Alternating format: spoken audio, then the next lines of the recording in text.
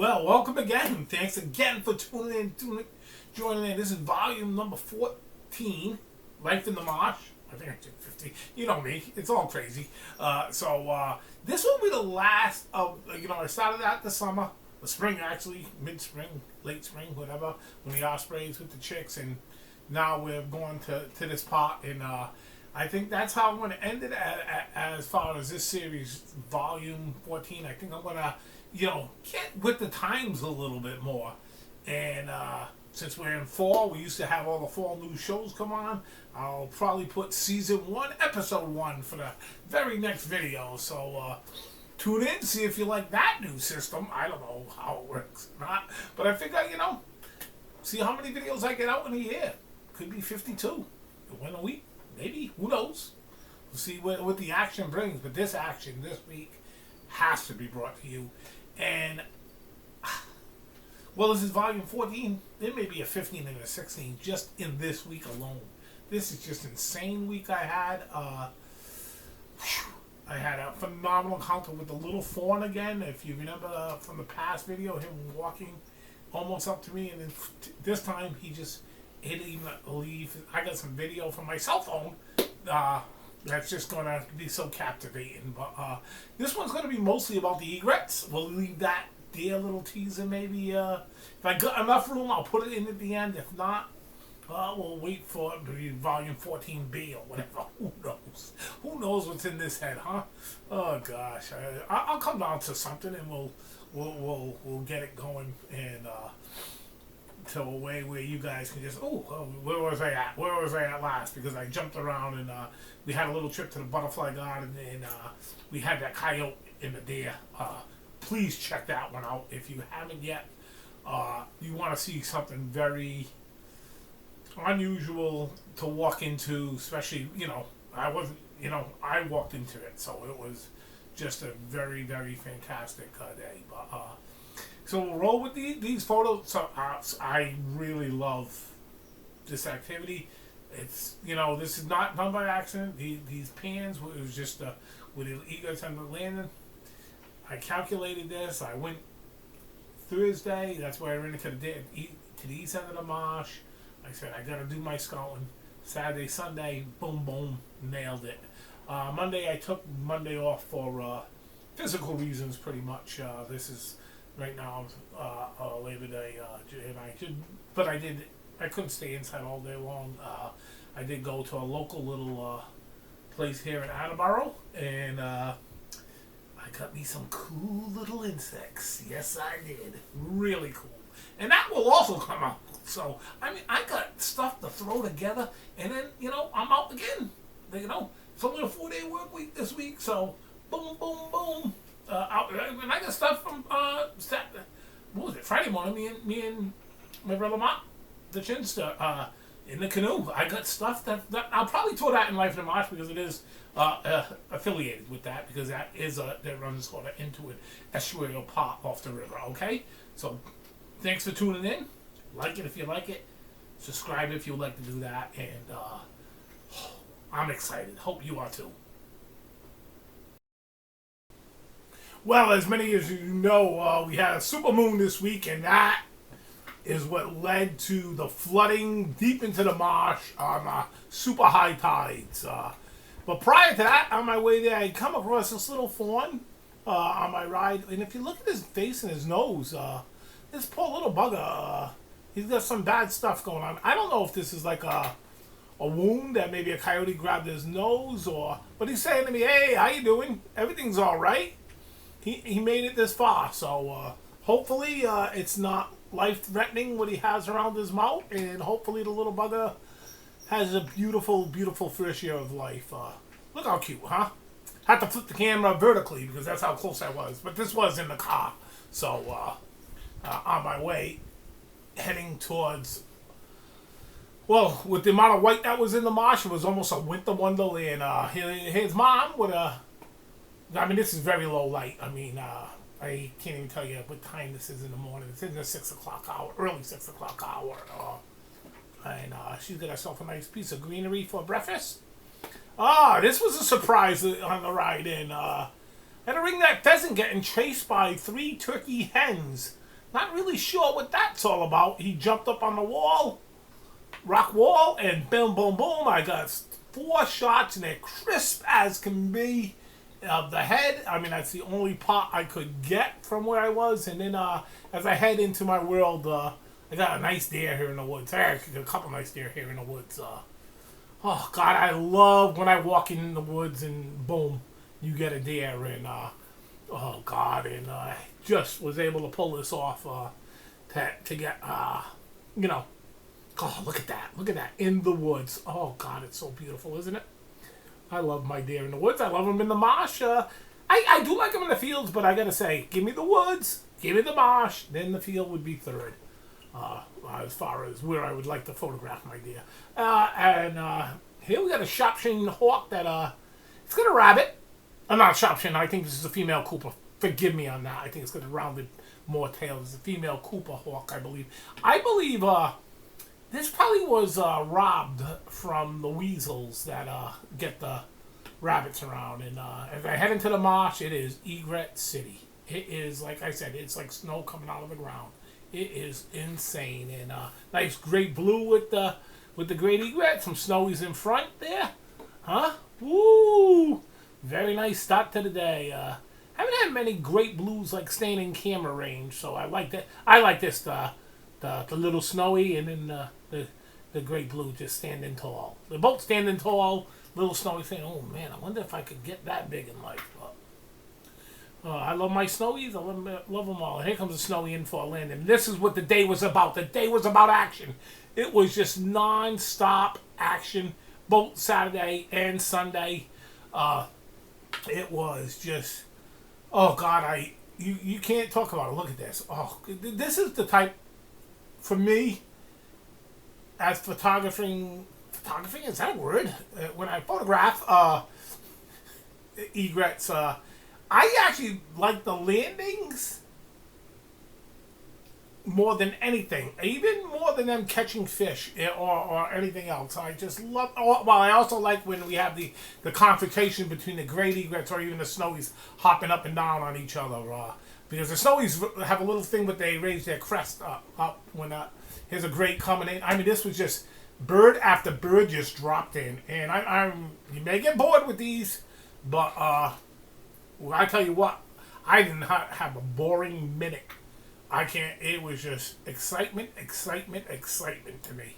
I just love and I was watching someone and it says, oh, if you got a few feathers out of place, you just take them and you mask that and you get rid of them. I think that's what life is, the natural part. Me, but everybody has their own way, and I'm certainly not, I don't own Lightroom, so I do a heck of a lot of editing other than, what the program I do use. And but I don't do any masking. I don't do any taking out of branches, reeds, none of that. I just like it's the experience that I have with myself. And I do admit the other photographers that can do that and can sit at a computer and make an image turn unbelievable. I envy them. I just don't have that. The patience, or the programs, or the willpower to do it. But it is patience, and it's really, I guess, they have that more artistic edge that I lack. But I don't lack when it comes to action. I feel like I love a moving subject. I grasp onto it. I mean, look at this. I mean, oh God. I mean, this snowy coming in, and I just stayed on this bird, the whole time. They get to a point, I pick them up first, and I get my focus locked on them, and then I'm just, wait until I don't want to fire too many shots because with my D500, that's 10 frames per second.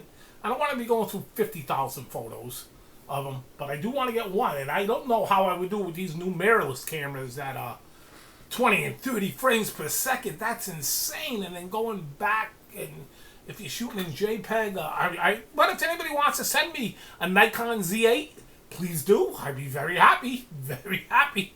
I'll give it a whirl. I can tell you that. Look at that. Though. This is all the same egret that you're seeing flying in. Just absolutely dead on, straight. So he's coming dead on. These photos ain't heavily cropped. They are cropped just to take some of the stuff away from them. But you'll actually see at the end of this, because I did throw a little surprise in at the end. But look at all. Just I love that. Folding it in, putting the brakes on. Look at the tail feather, totally fanned out. That's all putting on the brakes. And you can only capture that with a still. You can see it with your eyes, sort of, but with a still, you can catch all the different wings and even like the top band of feathers. I wish I should have looked that up, because there is a name for them, and I could sound intelligent. That will lift, like on the egret to the right of his head there, you'll see that feather lifted up. That's the top band, and they separate, and they put a little ear in between them, and they put the back, and about the big birds, they always land into the wind. So if we had very dead wind and the wind turned around, and I had a lot of birds landing in this position, and they were swooping around. Unfortunately, when they hit the ground, it was almost backside of the bird to me, because that's the direction the wind at that time was coming. Here's a little video. Watch the snowy. Here, watch. And a little chasing going on there, but you can see they just drop. And I don't know if you can see a little bit of the feather there come up on the right-hand corner, but that, of course, that's in slow-mo to help. Look at the great blue in them down there, the left-hand side. He's in the reeds with all the great egrets, and this pan was just loaded, and I mean loaded with birds. I gotta think the numbers pushed in the 70s, maybe 80s, between all the species that were there. So very, very happy. You can't even see half of the ones that are down in the ditch. I mean, you see the little white heads, and they're on these drainage ditches, and now the ditches started filling up with water. The supermoon tide, when it pulled out, it leaves all all the bait fish trapped in there, and actually there was a lot of small bait. I actually got a photo, I think, going to be coming up eventually, of one and with the small bait, and I believe it's a shrimp, what I see flipping up and stuff. But look at this. You know, you're paying this way, you're paying that way.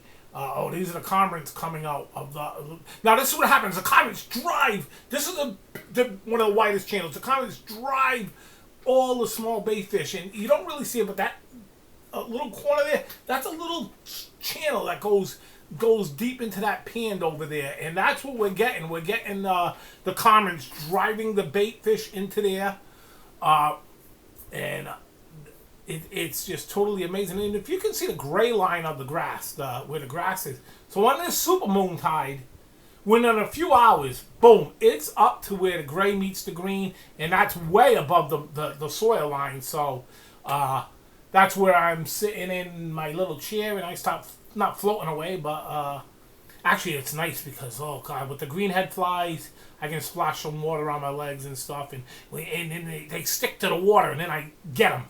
You know, they don't fly away as easy once they stick to the little bit of water that's on me, make it a little tacky. But certainly a nice group of cormorants. Now these cormorants actually know I'm here, and they sort of know I'm here right now, and they're a little bit leery. They don't know what to do. They don't get a lot of wind right now to really take off, so they're like a little bit leery. But I got some beautiful capture here.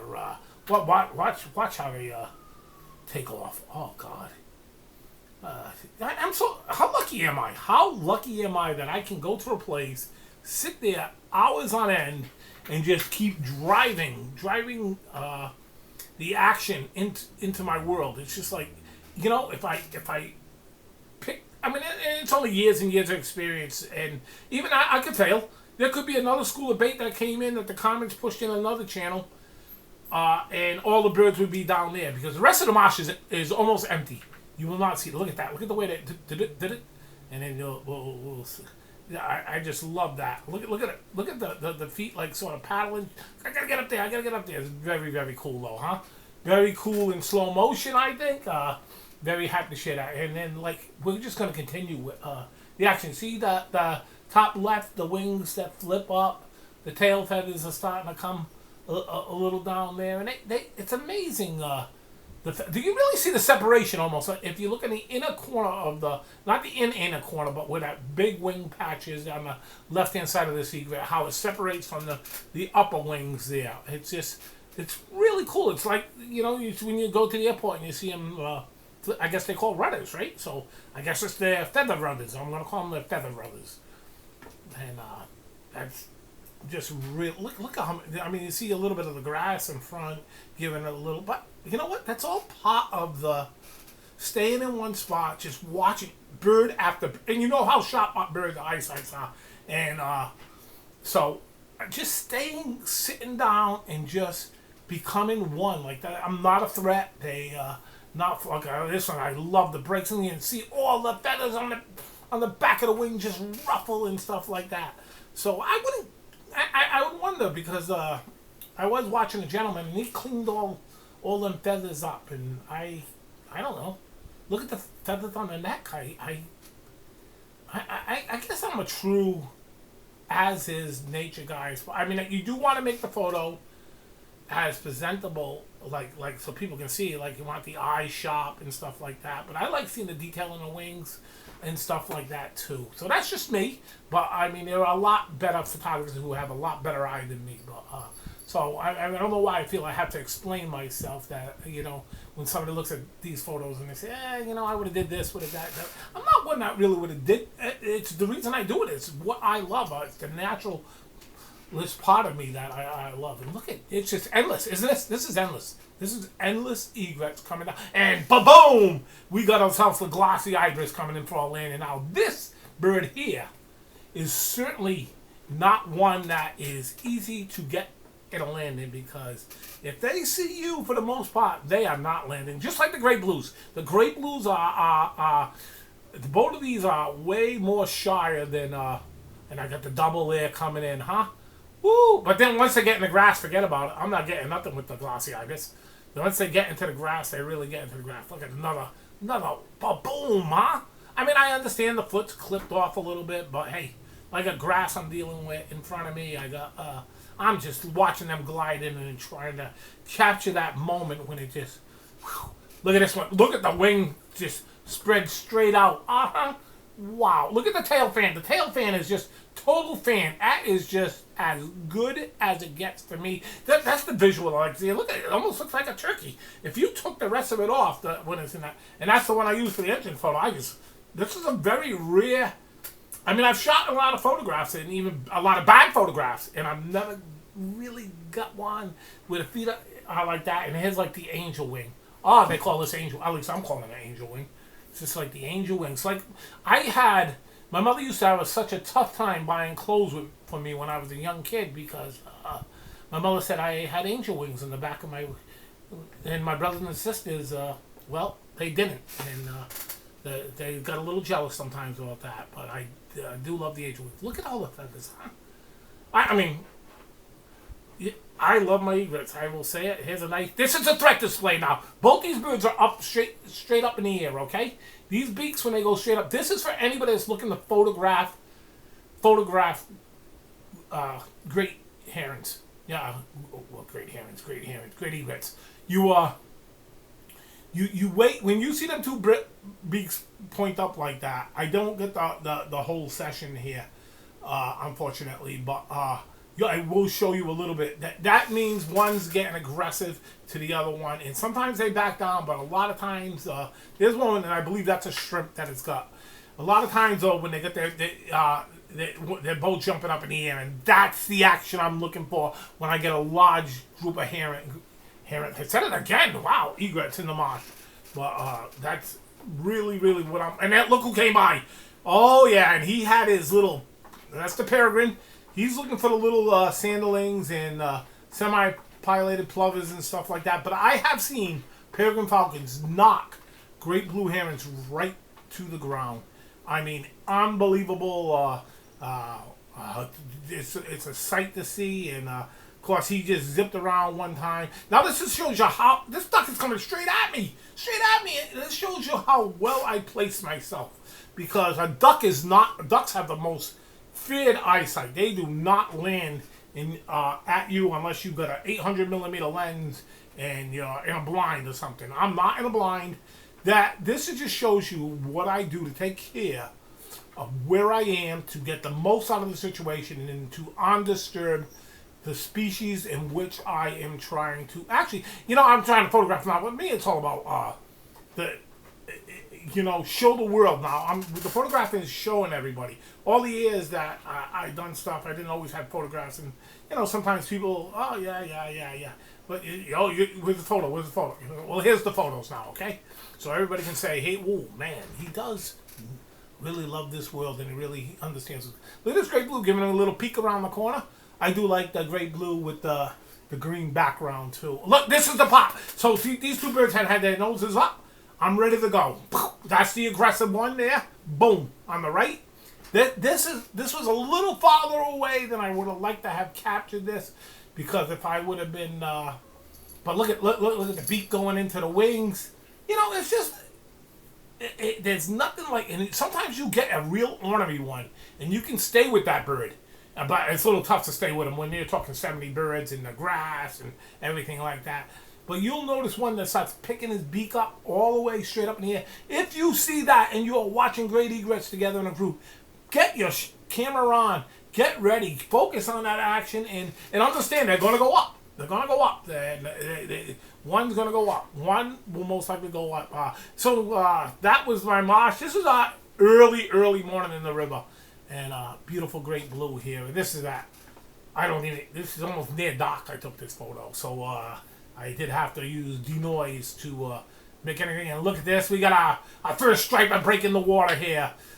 Me and my brother, we love to see the striped bass breaking the water. And it's always great to be out with him in the canoe.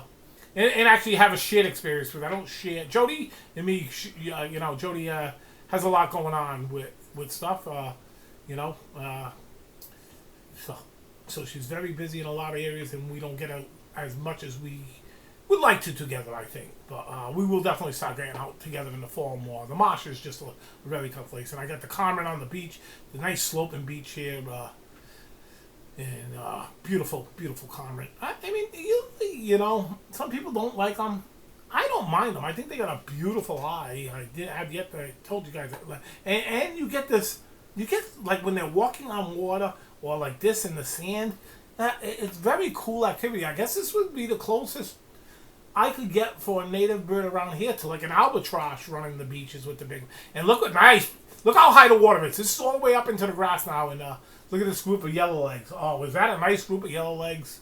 And you know how they're yellow legs? Because they're yellow legs. So I know they're yellow legs. Nice group. Yellow legs are still around. The willets that we had in the spring are long gone. They've been gone for a month now, just about, I would say. The willets are long gone, but the yellow legs are still. I haven't got the solitary sandpiper yet. That probably will come next week. When I go to another area, maybe, I don't know. And this is what I promise you. This is what my cell phone. Look at this. Just enjoy this. And you can see the egrets in the background. And you can hear the crickets.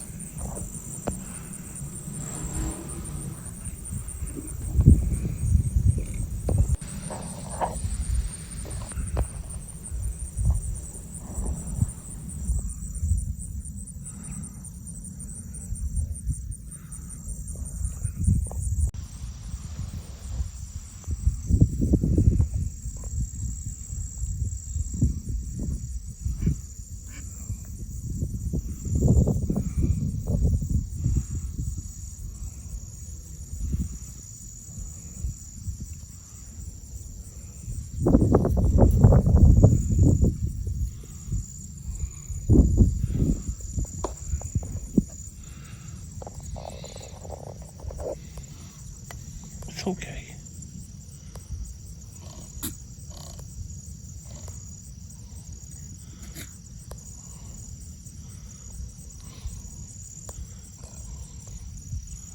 This is unbelievable.